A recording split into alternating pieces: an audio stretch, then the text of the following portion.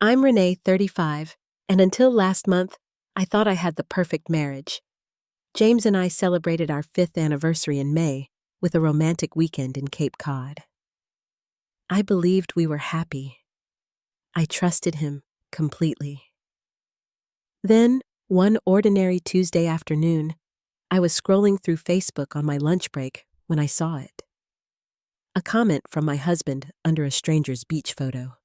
12 words that shattered everything I thought I knew about us, about him, about our life together. Before I share my story, I'd love to know where you're watching from today. Go ahead and drop your location in the comments, hit that like button, and subscribe to join our community of real unfiltered stories. Now let me take you back to the beginning, before everything fell apart. I met James at my college roommate's wedding 7 years ago.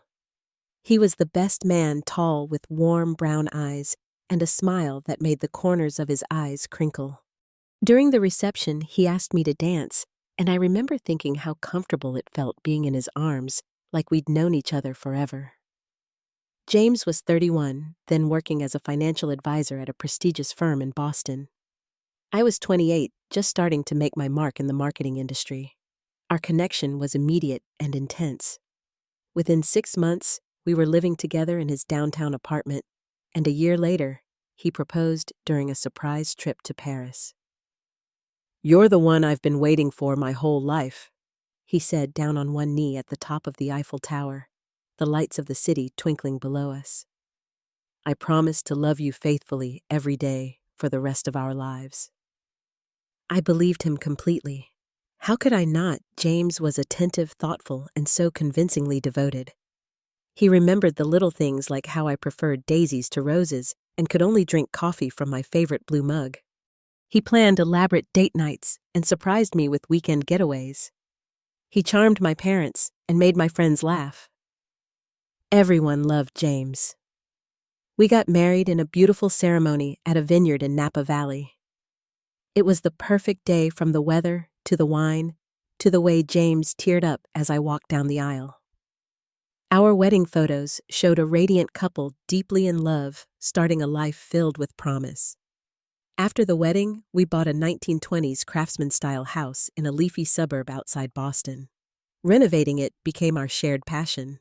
James had a talent for structural details while I focused on interior design. Weekends were spent painting walls, refinishing hardwood floors, and hunting for vintage fixtures at flea markets. Every nail hammered, every wall painted, felt like we were building our future together. Our life fell into a comfortable routine. Weekdays were busy with our careers, both of us climbing our respective corporate ladders. James started bringing in high-net-worth clients, while I was promoted to marketing director at my firm. Our hard work paid off financially, allowing us luxury vacations and the freedom to pursue our hobbies.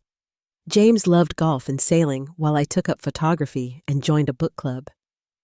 Weekends often included dinner with our friend group, 4 other couples who had been with us since the beginning. Sunday mornings were sacred, just the 2 of us making Belgian waffles and reading the newspaper on our wraparound porch. It was a good life, a life I was proud of, a life I thought we both cherished. My sister Tara visited often from Chicago. She and I had always been close, but I noticed she seemed somewhat reserved around James. Once when he left the room, she asked me, "Are you really happy, Renee? Like completely happy?" "Of course," I answered without hesitation. "Why wouldn't I be?" She shrugged. "No reason. Just checking on my big sister." Looking back, I wonder if she sensed something I was blind to. Were there signs I missed? There were occasions when James worked late without calling. Times when he was overly protective of his phone, quickly turning it over when I entered the room. Weekend errands that took hours longer than they should have, but I trusted him implicitly. I believed marriage meant giving your partner the benefit of the doubt. Besides, James always had plausible explanations, usually related to work stress or surprise gifts he was planning for me. We had started talking about children. James seemed excited about becoming a father, researching the best school districts, and even suggesting names. We agreed to start trying after our 5th anniversary, giving us time to finish the house renovations and advance further in our careers. Everything was planned, mapped out, certain. That's the thing about betrayal. It arrives in the middle of your carefully constructed life on an ordinary day when you're wearing your favorite sweater and thinking about what to make for dinner. It doesn't announce itself. It whispers, and only in hindsight do you realize it had been whispering all along. It was a Thursday evening in September. I was working late, finalizing a presentation for an important client meeting the next morning. Around 7, I took a break and mindlessly scrolled through Facebook, a habit I'd developed to clear my head when stuck on a project. A notification popped up. James Caldwell commented on Michael Bennett's post. Michael was James's brother, so I clicked through to see the interaction. After reading their exchange about an upcoming Patriots game, I noticed Facebook had suggested some people I might know in the sidebar. One profile picture caught my attention. A striking woman with long blonde hair and bright blue eyes. Allison Harding. The algorithm suggested we had 3 mutual friends. I didn't recognize her name, but curiosity got the better of me. I clicked on her profile. Allison's profile was mostly private, but she had several public photos from a recent vacation to Turks and Caicos. Beautiful beach shots, palm trees, crystal clear water. I scrolled through them absently, admiring the scenery until I froze on one particular image. It was Allison in a white bikini sitting on the sand with the sunset behind her.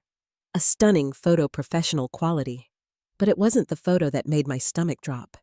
It was the comment beneath it from my husband's account posted just 3 weeks earlier. Beautiful as always. The sunset has nothing on you. Can't wait for next time. The timestamp showed 8:43 p.m. on a Tuesday. A Tuesday when James had texted me that he was stuck in Chicago for an extra night because his business meetings had run long. A Tuesday when I had fallen asleep alone, wishing he was home with me. My first thought was that it must be some kind of mistake. Perhaps someone had hacked his account. Maybe it was a different James Caldwell, though the profile picture was definitely my husband.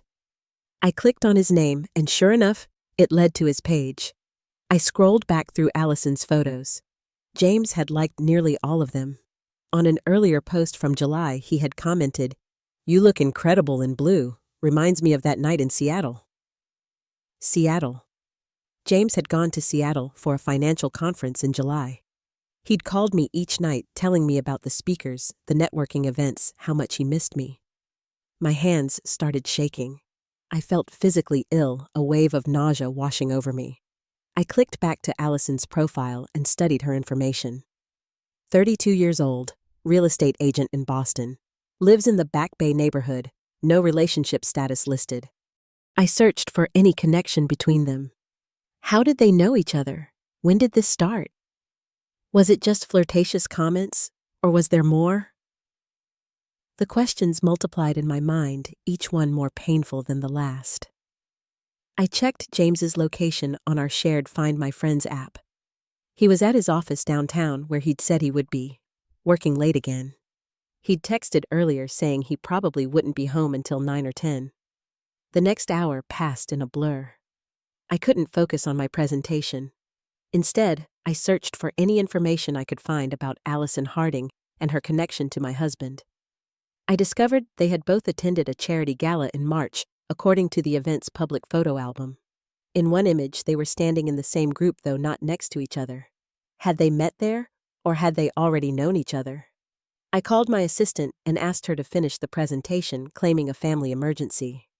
Then I gathered my things and left the office in a daze. During the 30-minute drive home, I rehearsed confrontations in my head.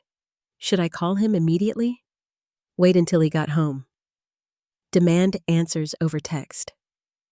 My mind raced through scenarios, none of them ending well. By the time I pulled into our driveway, my shock had begun to harden into something else. Determination. I needed to know the truth, the whole truth, before I faced him. If those comments meant what I feared, they meant there would be other evidence, and I was going to find it. I entered our quiet house with new eyes, seeing it now as a place that might contain secrets. James wasn't expected home for at least another 2 hours. I had time. I stood in our entryway, momentarily paralyzed by indecision. Part of me wanted to call him immediately to scream and demand answers. but the more rational part knew I needed evidence beyond Facebook comments. If James was cheating, he would deny it, unless confronted with proof. I started in his home office. The large oak desk, where he sometimes worked on weekends, was meticulously organized just as it always was. I searched through drawers, finding nothing unusual. His file cabinet contained work documents, our mortgage papers, tax returns, all neatly labeled. Nothing suspicious. Next, I checked his nightstand. Reading glasses, a half-empty water bottle, the latest John Grisham novel. Under the drawer liner, I found a receipt for a dinner at an upscale Boston restaurant dated 2 months ago. $273 for a meal when he had told me he was having a quick bite with a client. The receipt showed charges for 2 filet mignons and an expensive bottle of champagne. Not typical client dinner fare. I moved to our shared laptop in the living room. James had his own work computer, but he occasionally used our home laptop for personal emails and browsing. I checked the browser history, finding it suspiciously clean. Too clean. James wasn't tech-savvy enough to regularly clear his history, which meant he had deliberately erased it. I remembered a trick my IT colleague had once mentioned.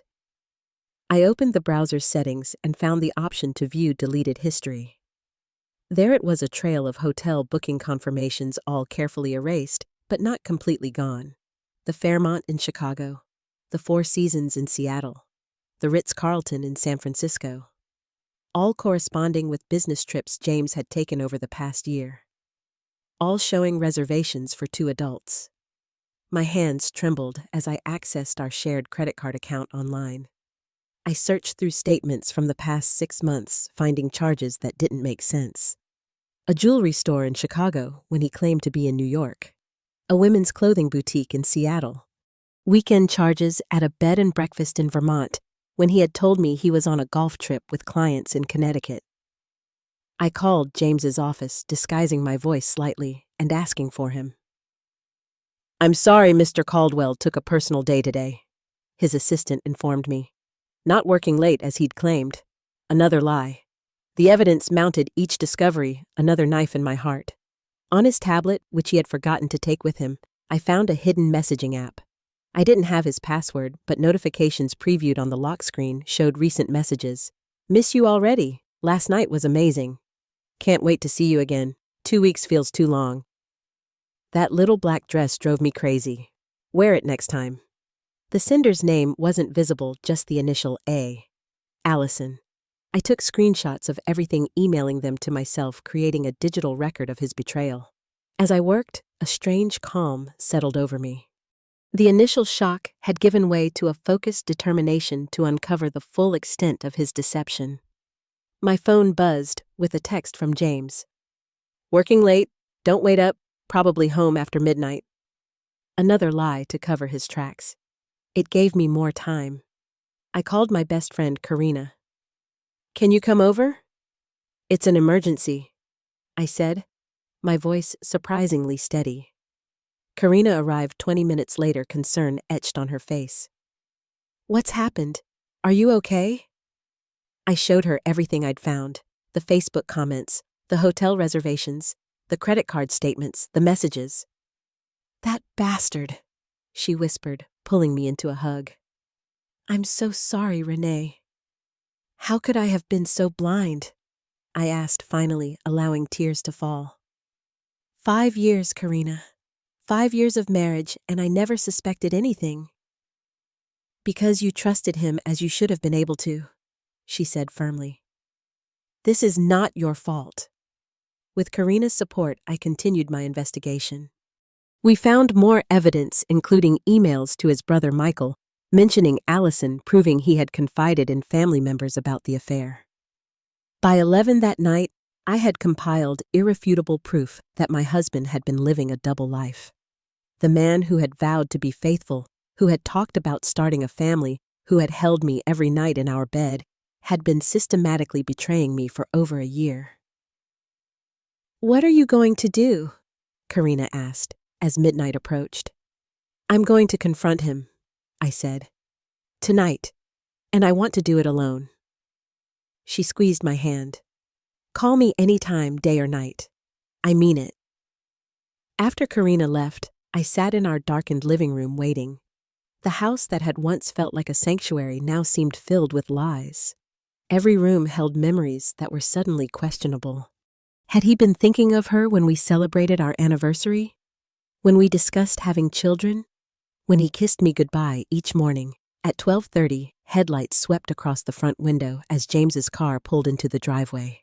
I took a deep breath. The moment of truth had arrived. I sat in our living room, the lamp casting a soft glow over the evidence I'd arranged on the coffee table. Hotel confirmations, credit card statements, screenshots of messages and Facebook comments. All the pieces of a puzzle I never wanted to solve. The front door opened, and James walked in, loosening his tie. He looked surprised to see me still awake. "Hey, you're up late?"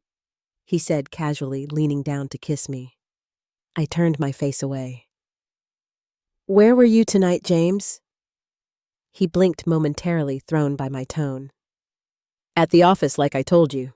Big client presentation tomorrow." "That's interesting," I said, keeping my voice steady. "Because when I called your office earlier, your assistant said you took a personal day today." His expression changed almost imperceptibly. A flicker of alarm quickly masked. "You called my office. Why would you do that?" "Who is Allison Harding?" The color drained from his face. He stared at me, then at the papers on the coffee table. "What is all this?" "Answer the question, James. Who is Allison Harding, and why are you commenting on her beach photos about how beautiful she is and how you can't wait for next time?" "It's not what you think," he said automatically, the classic line of cheaters everywhere. "Really?" "Because I think you're having an affair. I think you've been lying to me about your business trips. I think you've been spending our money on another woman. Please tell me how it's not what I think." James ran a hand through his hair, a nervous gesture I'd always found endearing. Now it just made me angry. "Renee, you're blowing this out of proportion. Allison is just a friend. A friend you take to the Ritz-Carlton. A friend you buy jewelry for. A friend you tell how amazing last night was." I picked up the screenshots and read his messages aloud. James sank onto the couch across from me, his defense crumbling. "How did you find all this? Does it matter? What matters is that it exists. What matters is that you've been lying to me. For how long, James? How long has this been going on?" He stared at the floor. "About a year."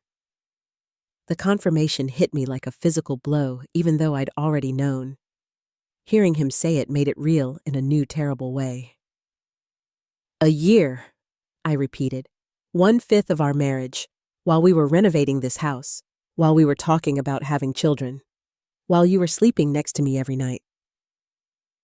"It didn't mean anything," he said quickly. "It was just physical. A stupid mistake that kept happening." "Was she the first?" The question hung in the air between us. James remained silent too long. "She wasn't the first, was she?" I pressed, a new wave of nausea washing over me. He looked up, tears in his eyes. "There were 2 others, before Allison, but they were brief. Nothing serious." I felt something break inside me. The dam I'd built to contain my emotions during the investigation crumbled. Tears streamed down my face as the full reality hit me. "How could you?" I whispered. "How could you stand in front of our friends and family and promise to be faithful, then do this? How could you talk about having children with me while you were with other women?" James moved to sit beside me, reaching for my hand. I pulled away. "Don't touch me." "Renee, please. I know I messed up, badly, but it was never about you. You've been the perfect wife. I don't know. Work was stressful, and you were so busy with your promotion, and things happened that shouldn't have happened." "Don't you dare blame your choices on my career," I said, anger flaring. "Don't you dare suggest that my success somehow justifies your betrayal." "That's not what I meant," he backpedaled. "I'm just trying to explain. I love you, Renee. Only you. These other women, they weren't important. They were important enough for you to risk our marriage, important enough to lie to my face day after day. James began to cry ugly, heaving sobs that seemed to surprise even him. I'm so sorry. I'll do anything to fix this. Anything. We can go to counseling. I'll quit my job if that's what it takes. I'll never see Allison again. Please, Renee. Please don't throw away 5 years because of my mistakes. Part of me almost felt sorry for him. He looked pathetic, broken.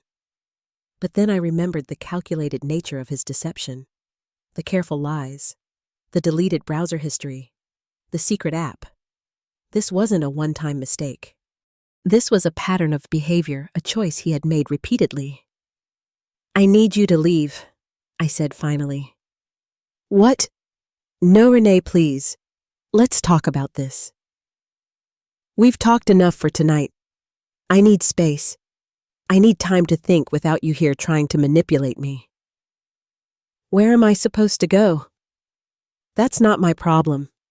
Maybe Allison has room at her place. His face crumpled at that, but I felt no satisfaction, just emptiness. Can I at least pack some things? I nodded. You have 30 minutes. I sat motionless in the living room while James moved around upstairs gathering clothes and toiletries. Each footstep overhead felt like another crack in the foundation of the life we'd built. When he came downstairs with a duffel bag, he tried one more time. Renee, I love you. I've always loved you. Please believe that at least. I looked at him, this stranger I had married. I don't know what to believe anymore. Just go. After the door closed behind him, I double-locked it, then sank to the floor, my back against the wall. Only then did I allow myself to truly break down, sobs tearing through me until I had no tears left. That first night alone in our house was the longest of my life. I didn't sleep. Instead, I moved from room to room, like a ghost seeing evidence of our shared life everywhere. Photos from our honeymoon in Hawaii. The antique mirror we'd found at a flea market in Maine. The throw pillows I'd sewed while James installed crown molding. Every corner of the house we'd lovingly restored now felt tainted. As dawn broke, my phone began buzzing with messages from James. I'm so sorry. Please talk to me. I love you more than anything. We can fix this. Tell me what I need to do to make things right. I silenced my phone and called in sick to work. Then I called my sister Tara. I'm catching the next flight to Boston, she said immediately after I told her what had happened. Don't argue. I'll be there by noon. When Tara arrived, she held me while I cried, then made me eat something and take a shower. As we sat at the kitchen table with cups of tea, she confessed what she'd been holding back for years. I saw him with another woman once about 2 years ago, in a restaurant in Chicago. He was in town for a conference, but you weren't with him. Why didn't you tell me? I asked, feeling betrayed all over again. He saw me too. Came over to my table and said she was a client. He seemed believable, and I had no proof otherwise. I didn't want to hurt you based on what might have been an innocent business dinner. She squeezed my hand. I'm so sorry, Renee. I should have said something. That afternoon, James's brother Michael called. When I answered, he sounded genuinely distressed. Renee, I don't know what to say. James told me what happened. Did you know about Allison? I asked bluntly. A long pause. Yes, he finally admitted. And about the others. I told him he was making a terrible mistake, that he needed to stop before he lost you. But you never thought to warn me, to save me from wasting years of my life with a cheater. He's my brother, Michael said weakly. I thought I was protecting him by keeping his secret. I see now that I was wrong. The betrayal extended beyond James. His family had known. Some of our friends had probably suspected. I had been the last to know the fool who believed in marriage vows and happily ever after. The next day, I saw a therapist who specialized in betrayal trauma. Dr. Levine listened without judgment as I poured out my story. "What you're feeling is normal," she assured me. "The shock, the anger, the grief. You're mourning not just the relationship, but the future you thought you had." "Will I ever trust anyone again?" I asked. "With time and healing, yes. But right now, focus on trusting yourself. Your instincts led you to the truth. Listen to them as you decide what comes next." Meanwhile, James escalated his attempts to reconcile. Bouquets of daisies, my favorite, arrived daily. He left handwritten letters in the mailbox pages of apologies and promises. When I continued to ignore him, he showed up at the house with tickets to Paris, suggesting we restart where he had proposed. I refused to let him in. "You can't fix this with grand gestures," I told him through the door. "You broke something fundamental, James. Trust isn't repaired with flowers and trips." 2 weeks after discovering the affair, I reluctantly agreed to attend a couples counseling session that James had arranged. I wasn't considering reconciliation, but I wanted closure answers to the questions that kept me awake at night. The counselor, a gentle-voiced woman named Dr. Carter, facilitated as James tearfully confessed the full extent of his infidelity. The lies, the secret credit card I hadn't known about, the fake business trips. "What I'm hearing," Dr. Carter said, "is a pattern of deception that suggests more than just poor boundaries or momentary weakness. James, have you considered that your behavior shows elements of narcissism and emotional manipulation?" James looked stunned at her assessment. I felt a strange validation hearing a professional name what I had begun to suspect. After the session, my resolve strengthened. This wasn't a marriage worth saving. Not because he had cheated, though, that would have been reason enough, but because the man I thought I married had never existed. The real James was capable of sustained deception on an almost pathological level. Our friend group fractured as people took sides. Some suggested I should forgive him, that all marriages hit rough patches. Others, particularly my female friends, rallied around me with unwavering support. Telling my parents was excruciating. They had adored James, welcomed him into the family without reservation.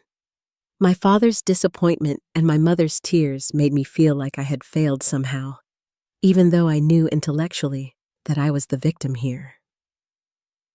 "Whatever you decide, we support you," my father said, his voice gruff with emotion. "But don't stay with someone who doesn't respect you, not even for our sake." The 2 weeks after discovery were an emotional roller coaster. Despite everything, I still loved the man I thought James was. There were moments of weakness when I considered giving him another chance.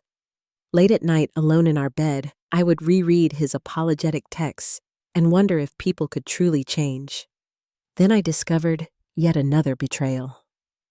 While checking James's social media accounts, I found private messages to a woman named Cassandra sent just 3 days after I had kicked him out. The same promises, the same declarations of misunderstood love, the same manipulative language he had used on me. That was my turning point. I deserved better than a man who could protest his undying love for me while simultaneously pursuing someone new. I deserved honesty, faithfulness, and respect, none of which James had shown himself capable of providing. I contacted a divorce attorney, beginning the process secretly, while James still believed reconciliation was possible. The attorney, a sharp-witted woman named Leah Morgan, had handled many infidelity cases and guided me through protecting my assets and documenting James's deceptions. As I began to envision a life without James, a strange new feeling emerged amidst the pain. Strength. I had survived the worst betrayal imaginable. I had uncovered the truth through my own determination. I was wounded, but not broken. 2 weeks turned into 3, then 4. James sensed the shift in me, the growing resolve. His messages became more desperate, alternating between self-pity and anger. "You'll never find someone who loves you like I do," he wrote in one particularly nasty text after I refused to meet him. I finally responded, "I hope not. I deserve much better." The next day, I gave him an ultimatum, complete honesty about everything, or immediate divorce. It was a test I knew he would fail, and the final proof I needed that leaving was the right decision. With Tara's help, I changed the locks on the house. James still had his key, and I no longer felt safe with the idea that he could enter at any time. I contacted our bank and discovered what my investigation had only hinted at: financial infidelity alongside emotional betrayal. James had been siphoning money from our joint savings account into a private account for over a year. Small amounts, never enough to raise immediate concern, but totaling nearly $30,000. Money we had been saving for our future children's education. Money he had apparently spent on luxury hotels and gifts for his mistresses. Armed with this new information, I confronted James at a neutral location, a coffee shop near my office. His face fell as I laid out the financial evidence. "It's not what it looks like," he started, but I cut him off. "Stop. No more lies. I know about the money, James. I know about Cassandra, who you've been messaging since the day after I threw you out. I know everything." Something in him seemed to crack. The facade of the repentant husband crumbled, revealing a glimpse of the real man beneath. "Fine. You want the truth? Yes, I took the money. Yes, I've been seeing other women. Allison wasn't the first, and Cassandra won't be the last. I tried to be the perfect husband, Renee. I really did. But it was never enough. You were always so focused on your career, so independent. Do you know what it's like to feel unnecessary in your own marriage?" I listened to his justifications with a strange sense of calm. This man who had once been the center of my world now seemed small and pathetic. "I didn't come here to listen to you blame me for your choices," I said when he finished. "I came to tell you I'm filing for divorce. My attorney will contact yours." "You'll regret this," he said, anger flashing in his eyes. "You're throwing away the best thing that ever happened to you." I stood up, gathering my coat. "No, James. The best thing that ever happened to me is realizing I deserve better than you." His breakdown was complete and public. He began sobbing in the coffee shop, creating a scene that drew stares from other patrons. I walked out, my head held high, feeling lighter than I had in weeks. The news of our separation spread quickly through our social circle. James begged me to keep the reasons private, to tell people we had simply grown apart. I refused. "You chose to cheat, repeatedly. You don't get to control the narrative now." I didn't broadcast his infidelity vindictively, but when friends asked, I told the truth. Many were shocked. Some admitted they had suspected something, but hadn't wanted to interfere. A few confessed that James had flirted inappropriately with them over the years, advances they had rebuffed out of respect for me. In a moment of clarity, I decided to contact Allison, not to confront or accuse, but to understand. We met at a wine bar downtown, two women connected by the same deceitful man.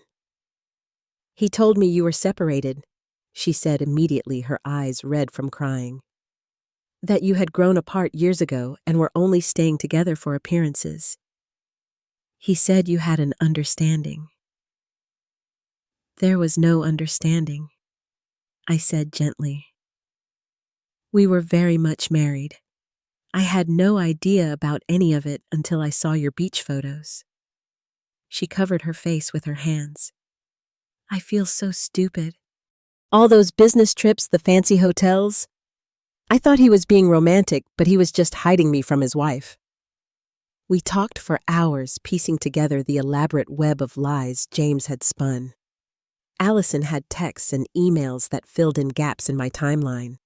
She had believed they were building toward a future together, just as I had once believed. "I'm sorry," she said as we parted. "You didn't deserve this. Neither of us did." Our unexpected solidarity was healing in a way I hadn't anticipated. We were both victims of the same man's selfishness, both deserving of truth and genuine love. The divorce filing hit James hard. I had my attorney serve him the papers at his office, a public acknowledgement that I had nothing to hide. His response was a desperate escalation, showing up at my workplace with a bouquet of flowers the size of a small tree, causing a scene in the lobby until security escorted him out. Dividing our shared life was painful but necessary. The house that we had lovingly renovated would need to be sold, neither of us able to buy out the other's share. Each piece of furniture, each wedding gift, each shared purchase became a negotiation. I found a bright, airy apartment in a different neighborhood, a fresh start, untainted by memories of James. Moving my belongings was both heartbreaking and liberating. I left behind anything that reminded me too strongly of our marriage, keeping only what felt truly mine. With each box unpacked in my new space, I reclaimed another piece of myself. I painted the walls colors James would have hated. I arranged furniture for my comfort, not for showing off to guests. I created a home office where my marketing awards were prominently displayed, no longer minimized to protect James's ego. My support system proved invaluable during this transition. Tara stayed for a month, helping me move and adjust. Karina organized a housewarming party, filling my new apartment with laughter and friendship. Colleagues sent encouraging messages and gave me space when I needed it. Even James's brother Michael reached out, apologizing again for his role in the deception and offering to help with the move. I declined, but appreciated the gesture. Family ties were complicated, and I didn't blame him for choosing his brother, even if I couldn't forgive the choice. The first social event I attended as a newly single woman was a charity gala similar to the one where James had likely met Allison. I wore a red dress that had hung unworn in my closet because James had once commented that red made me look too aggressive. With my sister as my date, I networked, danced, and for brief moments forgot the pain of the past few months. That night marked the beginning of my rediscovery. I joined a kickboxing class to channel my anger. I took a photography workshop, reviving a passion I had neglected. I reconnected with college friends who had drifted away during my marriage, women whose independence had somehow threatened James. Through it all, I stood firm against James's increasingly desperate attempts to win me back. When he finally realized I was serious about the divorce, his tactics changed from pleading to intimidation. He contested every asset division, dragging out proceedings that could have been straightforward. But I had found my strength. The woman who had once trusted blindly now documented everything, prepared for every legal battle, and refused to be manipulated by tears or threats. The divorce would happen on my terms, or it would happen on a judge's terms, but it would happen. 6 months after discovering James's comment on Allison's photo, our divorce was finalized. The financial settlement was fair, neither of us walking away with significantly more than the other. The house sold quickly, allowing us both to move forward financially. The legal process, while draining, had ultimately been cleaner than the emotional aftermath. Throughout those months, I continued therapy with Dr. Levine, working through the trust issues that now colored my view of relationships. Betrayal trauma, she explained, rewires your brain. It makes you hypervigilant, always looking for signs of deception. Our goal isn't to make you less observant, but to help you distinguish between healthy caution and paralyzing suspicion. The work was challenging, but essential. I didn't want James's betrayal to define my future relationships. I didn't want to carry his sins into my next chapter. That spring, an unexpected opportunity arose at work. A major client was expanding into international markets and needed someone to head their global marketing strategy. The position would mean a significant promotion, more travel, and the chance to build something new. Before my divorce, I might have hesitated, considering how it would affect James. Now, I accepted without reservation. "You deserve this," my boss said when offering me the role. "Your work during these past difficult months has been exceptional." Most people would have faltered under that kind of personal stress. With the new position came new connections. I reconnected with old college friends who worked internationally, expanding my social circle beyond the couples who had made up our married life. I discovered how much I had limited myself to accommodate James's insecurities, how many friendships I had let fade because he felt threatened by my independence. One such rekindled friendship was with Dana, my freshman roommate, who now lived in London. When she visited Boston, she insisted on taking me to dinner. "I never liked him," she confessed over wine. "I always thought you dimmed your light around him. You're radiant now, even with everything you've been through." I also found unexpected support in a group for people who had experienced similar betrayals. Meeting weekly in a community center downtown, we shared stories of deception, gaslighting, and recovery. There was something powerfully healing about being understood, without having to explain about nodding in recognition as someone described the exact emotional roller coaster I had ridden. As I grew stronger, I began mentoring newer members of the group, sharing what had helped me navigate the early days of discovery and divorce. Helping others gave purpose to my pain, transforming it from something I had merely survived into something that could benefit others. Through the grapevine of mutual friends, I occasionally heard updates about James. He was dating someone new, then someone else, then back to Cassandra. The pattern continued just as I had expected. My initial reaction of jealousy and hurt gradually gave way to genuine pity. James would keep searching for fulfillment in new relationships, never addressing the emptiness within himself that drove his betrayals. 8 months after our divorce, I ran into James at a restaurant downtown. I was having dinner with colleagues celebrating the successful launch of our international campaign.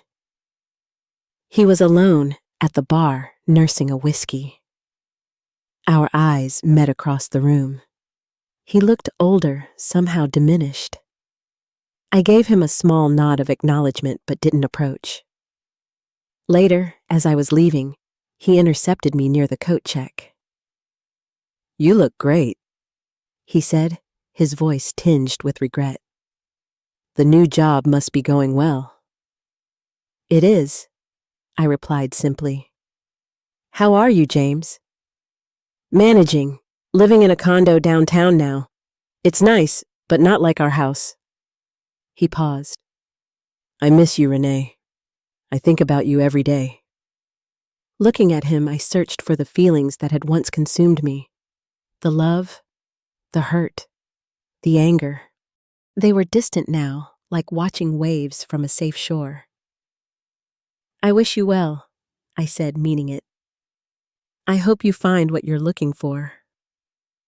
As I walked away, I realized the encounter had confirmed what I already knew: leaving had been the right choice. The life I was building now was authentic, unburdened by deception. I was no longer living in the shadow of someone else's lies. Dating again was challenging. My first attempt to set up from a well-meaning friend ended when I excused myself to the bathroom and spent 20 minutes analyzing his phone behavior for signs of deception.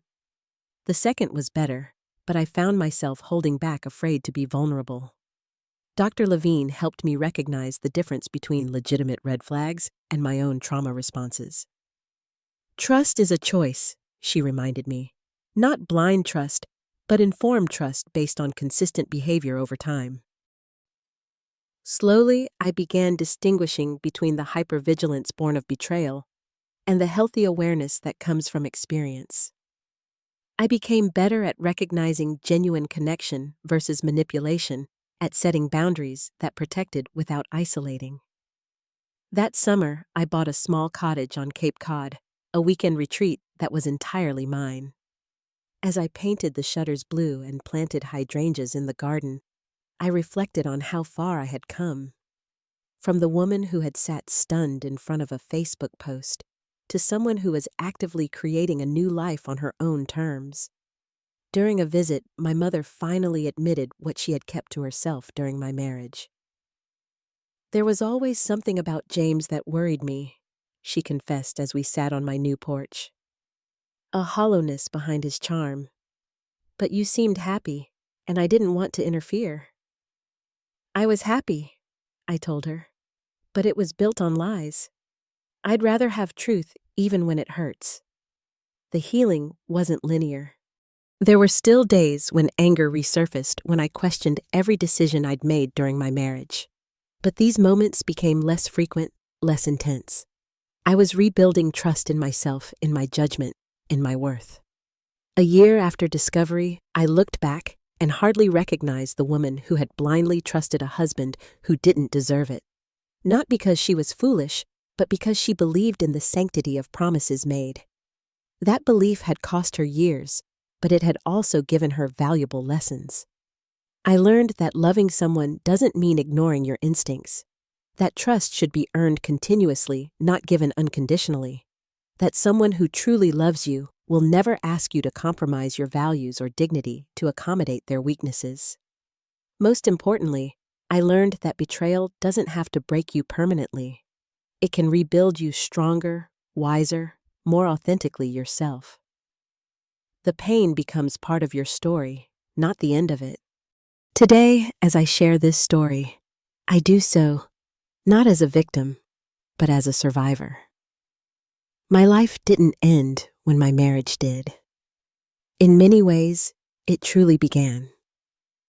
I rediscovered parts of myself that had been compromised in subtle ways during those 5 years. I built new traditions, new friendships, new dreams. The comment that shattered my world also freed me from a life of beautiful lies. For that unexpected gift of truth, I am paradoxically grateful. If you're experiencing betrayal, know this: you will survive. The pain that feels unbearable now will eventually become manageable. The questions that haunt you will find answers or lose their power. The love you thought was irreplaceable will be revealed as just one chapter in a much longer, richer story. Choose yourself. Choose truth. Choose the hard path of rebuilding over the familiar comfort of denial. I promise you, it's worth it. Have you ever had your trust broken in a relationship? How did you rebuild afterward? I'd love to hear your stories in the comments below. And if this story resonated with you, please like, subscribe, and share it with someone who might need to hear that they're not alone. Thank you for listening, and remember, the end of one chapter is just the beginning of another, often more authentic one.